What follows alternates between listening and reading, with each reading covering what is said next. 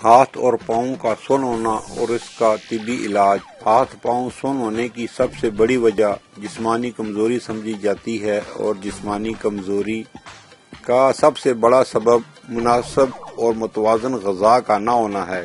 نوجوان خواتین و حضرات کو جسمانی کمزوری، ہاتھ پاؤں کا سن ہونا اور خون کی کمی کا اکثر سامنا رہتا ہے، جس کی ایک بہت بڑی وجہ حفظان صحت کے حوالے سے معلومات کا نہ ہونا ہے۔ جنہیں بدنی اور ذہنی کمزوری کی وجہ سے ہاتھ پاؤں سن ہونے کا سامنا ہے، وہ سب سے پہلے اپنی خوراک میں سے کولڈ ڈرنکس، بیکری مصنوعات، فاسٹ فوڈ اور تلی بھنی اور تیز مسالہ جات سے تیار غذائیں نکال دیں۔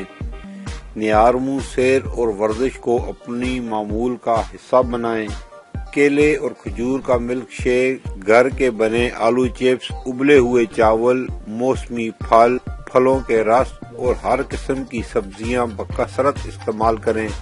ذہنی اور بدنی تھکاوٹ سے بچنے کے لیے شربت فولاد کے 2 چمچ دن میں 2 بار کھانے کے بعد پینا شروع کر دیں۔ اپنی سوچ اور اپروچ تعمیری بنائیں اور تخریبی جذبات کو اپنے قریب بھی نہ آنے دیں۔ انشاءاللہ 2-4 ہفتوں میں ہی طبیعت حشاش بشاش اور توانا اور طاقتور ہو کر ہاتھ پاؤں سن ہونے اور عام جسمانی کمزوری سے نجات مل جائے گی۔ مزید بات کرنے سے پہلے آپ سے گزارش ہے کہ آپ نے ابھی تک ہمارا چینل سبسکرائب نہیں کیا تو ہمارے چینل کو سبسکرائب کر لیں اور ساتھ لگی گھنٹی کے بٹن کو بھی دبا دیں تاکہ ہماری ہر نئی آنے والی ویڈیو کا نوٹیفیکیشن آپ کو ملتا رہے۔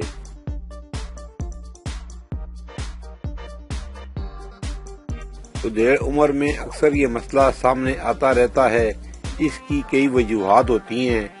آپ سے ایک نسخہ شیئر کرتا ہوں جس کے استعمال سے یہ مسئلہ انشاءاللہ ٹھیک ہو جائے گا۔ نسخہ کے لیے درکار اجزاء: لونگ 10 گرام، جائفل 30 گرام، دارچینی 20 گرام۔ ان تمام اشیاء کا صفوف بنا لیں۔ نسخہ تیار ہے۔ ان تمام اشیاء کو گرائنڈر میں نہیں پیسنا بلکہ کوٹ کر باریک پیسنا ہے۔ 2 گرام صبح شام کھانے کے بعد پانی کے ساتھ لیں۔ اس کا مزاج گرم خشک ہے۔ بلڈ پریشر کے مریض اس کی خوراک کے 1 گھنٹے بعد 1 گلاس دودھ پی لیں۔ بچوں کے نمونیا کی تکلیف میں مفید تر ہے اور سینے کی تکلیف کا شافی علاج ہے۔